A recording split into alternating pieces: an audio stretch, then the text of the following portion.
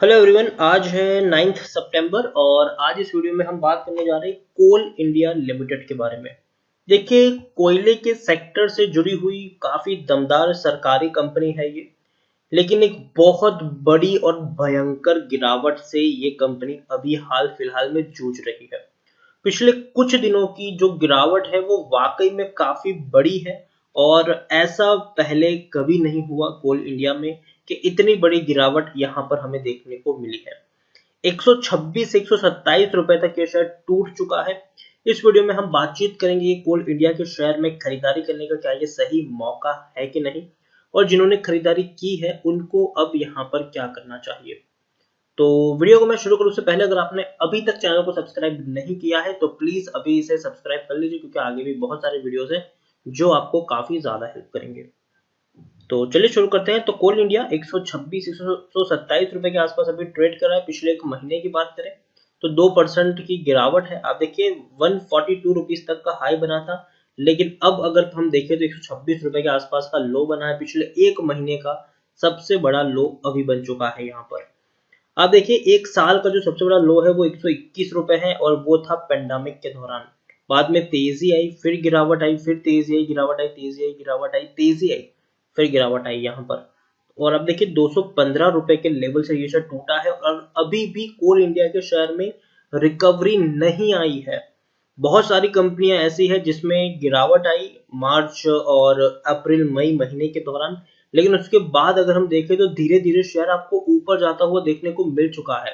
और बहुत सारे शेयर्स ऐसे हैं जिसमें वी शेप की रिकवरी देखने को मिली और काफी बढ़िया बाउंस बैक भी किया। लेकिन कोल इंडिया में अभी भी रिकवरी नहीं देखने को मिली है, शेयर अभी भी टूट रहा है। पिछले 3 साल की अगर हम बात करें तो पिछले 3 साल में कोल इंडिया में 50% की गिरावट है। 314 रुपए तक का हाई था, 121 रुपए तक का लो भी है। 10 साल की मैं बात करूं तो पिछले 10 साल में कोल इंडिया का ये जो शेयर है वो, अगर डेटा अवेलेबल नहीं है लेकिन 2010 से अगर हम देखें तो 121 रुपए, मतलब 2010 से लेकर अब तक का जो सबसे बड़ा लो है वो 121 है और शेयर उससे 5 रुपए की दूरी पर ही ट्रेड कर रहा है। 440 रुपए के लेवल से शेयर टूट के बिखरा है। अगर हम देखें तो 2015 से एक भयंकर गिरावट हमें कोल इंडिया में देखने को मिली है और अभी पेंडेमिक ने तो हालत और ज्यादा खराब कर दी है। बीच में रिपोर्ट्स भी थी कि कोल इंडिया की जो मोनोपोली है वो खत्म होने वाली है, क्योंकि सरकार जो है वो प्राइवेट प्लेयर को एंट्री दे रही है कोयले के सेक्टर में। अब वो भी वहां पर कोयले में बीडिंग कर पाएंगे तो इससे जो मोनोपोली थी कहीं ना कहीं कोल इंडिया की वो खत्म होगी। लेकिन मुझे लगता है कि उससे इतनी बड़ा असर कोल इंडिया पर नहीं पड़ेगा, क्योंकि कोयले की जो डिमांड है पूरे इंडिया में उसको कोल इंडिया खुद फुलफिल नहीं कर पा रहा था। कोल इंडिया उतना प्रोड्यूस ही नहीं कर पा रहा जितनी डिमांड है। तो अगर प्राइवेट प्लेयर आ भी जाएंगे तो भी इनकी जो सेलिंग है वो इंटैक्ट रहेगी, ऐसा मेरा मानना है। यहाँ पर लार्ज कैप शेयर है ये, 78,175 करोड़ के आसपास का मार्केट कैप है। एनएससी में अगर हम देखें तो 1 करोड़ 31 लाख से भी ज्यादा का वॉल्यूम ट्रेड है।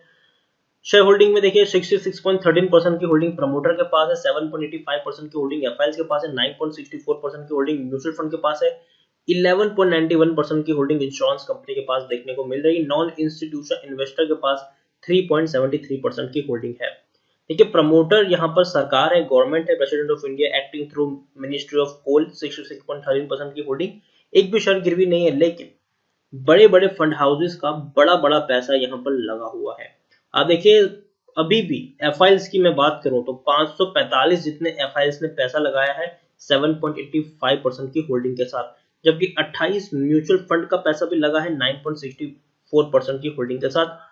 और इंश्योरेंस कंपनी ने वाकई में बहुत बड़ा अमाउंट यहाँ पर लगा के रखा है, 11.91% की होल्डिंग। उतना ही नहीं, LIC life insurance corporation of India, LIC ने भैया 11% से भी ज्यादा की होल्डिंग यहाँ पर खरीदी हुई है। इंडिविजुअल इन्वेस्टर होल्डिंग 2.61% है। और देखिए कोल इंडिया जो डिविडेंड इसने पे किया है ना, वो वाकई में बहुत बड़ा डिविडेंड पे किया है, 120% का डिविडेंड। लेकिन अगर हम देखें रुपए में कन्वर्ट करें तो भैया 12 रुपए पर शेयर का डिविडेंड, 12 रुपए पर शेयर का डिविडेंड शायद ही कोई ऐसा शेयर आपको पे करता होगा। 12 रुपए पर शेयर का डिविडेंड और शेयर की वैल्यू जो है वो 125 रुपए के आसपास है। कोल इंडिया की बात करेंगे तो टेक्निकल रेटिंग अभी भी कुछ खास अच्छी नहीं है। अभी भी लगता है कि डाउन ट्रेड के संकेत यहाँ पर और ज्यादा गहरा सकते हैं। वैल्यूएशन अगर हम देखें तो उतना सस्ते वैल्यूएशन के ऊपर शेयर अवेलेबल नहीं है, भले ही बहुत भयंकर गिरावट देखने को मिली लेकिन अभी भी सस्ता वैल्यूएशन नहीं है। पीई 6.93 है, इंडस्ट्री पी 7.65 है, 27 की बुक वैल्यू है, प्राइस टू बुक वैल्यू 4.62 है, ईपीएस 18.19 है और डिलीवरी तकरीबन 33 के आसपास देखने को मिल रही है। According to Moneycontrol user 83% लोग खरीदने की सलाह दे रहे हैं, 5% लोग होल्ड करने की 83% लोग खरीदने की सलाह दे रहे हैं और 2% लोग होल्ड करने की बात करें, मतलब तकरीबन 85% लोगों का यहाँ पर पॉजिटिव व्यू है। उनका मानना है कि दमदार कंपनी है, खरीदारी की है तो बने रहो, फ्रेश बाइंग करना चाहो कर सकते हो, डरने की कोई जरूरत नहीं है। जबकि 15% लोग बेचने की भी सलाह यहाँ पर दे रहे हैं। इतना ही नहीं, बड़े बड़े फंड हाउसेस ने बहुत बड़े बड़े टारगेट प्राइस यहाँ पर दिए हुए हैं। जैसे कि सबसे पहले मैं बात करूं मोतीलाल ओसवाल की, तो भैया कोल इंडिया में उनकी बाइंग रेटिंग है 190 रुपए के टारगेट प्राइस के साथ। आईसीआईसीआई डायरेक्ट की बात करूं तो उनकी भी बाइंग रेटिंग है 150 रुपए के टारगेट प्राइस के साथ। प्रभुदास लीलाधर की बात करूं तो उनकी भी बाइंग होल्ड करने की रेटिंग है 150 रुपए के टारगेट प्राइस के साथ। लेकिन सरप्राइजिंगली आईसीआईसीआई सिक्योरिटीज ने बाइंग रेटिंग तो दी है लेकिन टारगेट बहुत बहुत बहुत बड़ा दिया है, 260 रुपए के आसपास का टारगेट प्राइस इन्होंने दिया है। इतना ही नहीं, एमकी ग्लोबल ने भी तकरीबन 208 रुपए का टारगेट प्राइस दिया है। तो आप देख सकते हैं कि बड़े बड़े फंड हाउसेस की बाइंग रेटिंग है और 200 रुपए 200-250 रुपए तक के टारगेट प्राइस इन्होंने कोल इंडिया में सजेस्ट करके रखे हुए हैं। तो ये बहुत बड़ी बात है और शेयर अगर हम देखें तो उनके टारगेट प्राइस से आधी कीमत के ऊपर अभी अवेलेबल है, आधी कीमत पर अवेलेबल है। और हर क्वार्टर में इस कंपनी ने पैसा कमाया है। देखिए पेंडेमिक के दौरान भी 2075 करोड़ के आसपास का प्रॉफिट इस कंपनी ने कमाया है, यहाँ पर आप देख सकते हैं। उसके अलावा मार्च 2020 में 4625 करोड़ का प्रॉफिट, दिसंबर 2019 में 3920 करोड़ का प्रॉफिट, सितंबर 2019 में 3524 करोड़ का प्रॉफिट, जून 2019 में 4630 करोड़ के आसपास का प्रॉफिट। तो हर क्वार्टर में इस कंपनी ने मुनाफा कमाया है। बड़े बड़े फंड हाउसेस की अभी भी यहाँ पर पॉजिटिव राय है। और तो और अगर हम देखें तो सरकारी कंपनी है, कोल इंडिया एक सरकारी कंपनी है तो डूबने का सवाल पैदा नहीं होता। और जिस सेक्टर से बिलोंग करती है वो सेक्टर में आने वाले दिनों में भी मंदी उतनी ज्यादा मुझे नहीं लगता कि देखने को मिलेगी। प्रमोटर की होल्डिंग आप देखिए 66.13% की होल्डिंग, एक भी शेयर गिरवी नहीं है प्रमोटर का। और तो और आप देख सकते हैं कि भले ही एफआई से थोड़ी सी होल्डिंग गिराई हो, 8.96% की होल्डिंग भले थोड़ी सी 7.85% है, लेकिन इंश्योरेंस कंपनी और म्यूचुअल फंड ने वाकई में एक बहुत बड़ी होल्डिंग यहाँ पर अपनी बढ़ाई है।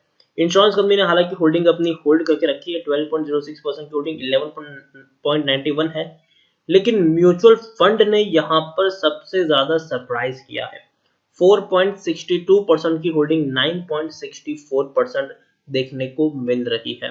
तो वाकई में बहुत अच्छी बात है, बड़े बड़े फंड हाउसेस ने इस कंपनी के ऊपर भरोसा जताया है। और कोल इंडिया वाकई में एक अच्छी कंपनी है लेकिन मुश्किल दौर से गुजर रही है, इस बात में कोई शक नहीं है। और दूसरी बात, अगर आप मेरे चैनल पर रेगुलर फॉलो करें तो मैंने हमेशा कहा है कोल इंडिया में कि देखिए गिरावट आने वाली है, ये मैंने हमेशा कहा है। तो इसीलिए मैंने आपको ये भी कहा था कि एक साथ एक ही प्राइस पर बहुत सारे शेयर्स खरीदने की गलती मत कर लेना। एक साथ एक ही प्राइस पर बहुत सारे शेयर खरीदने की गलती बिल्कुल भी मत करना। अगर यहाँ पर आपको 100 शेयर खरीदने हैं तो पहले 20 शेयर खरीदो, वेट करो गिरावट आए थोड़ी और क्वांटिटी ऐड करो, वेट करो गिरावट आए थोड़ी और क्वांटिटी ऐड करो। इस तरीके से आप यहाँ पर प्ले कर सकते हैं, लेकिन एक ही प्राइस पर बहुत सारे शेयर्स खरीदने की गलती यहाँ पर मत कर लेना। क्योंकि देखिए कब तक नीचे जाएगा ये कहना मुश्किल है, लेकिन एक चीज यहाँ पर श्योर है कि जरूर लॉन्ग टर्म में शेयर रिकवर करेगा और अच्छे खासे प्राइस पर ट्रेड करता हुआ भी देखने को मिल जाएगा। मुझे लगता है कि शेयर बहुत जल्दी आपको 140 रुपए तक के टारगेट्स देखने को मिल जाएंगे और लॉन्ग टर्म में 175-180 रुपए तक के भी टारगेट्स ये दिखा सकते हैं। लेकिन तब तक शायद थोड़ी सी गिरावट यहाँ पर बनी रह सकती है। तो अगर गिरावट आती है तो आपके पास मौका होगा खरीदारी का, लेकिन जैसा कि मैंने कहा कि ये सोच के खरीदारी करो कि थोड़ी सी गिरावट आएगी तो आपको एवरेजिंग करने की जरूरत पड़ेगी। तो एक बहुत बड़ी क्वांटिटी किसी भी लेवल पर मत ले लेना, थोड़ी थोड़ी क्वांटिटी ऐड करो और अपने पोर्टफोलियो को बड़ा करते जाओ।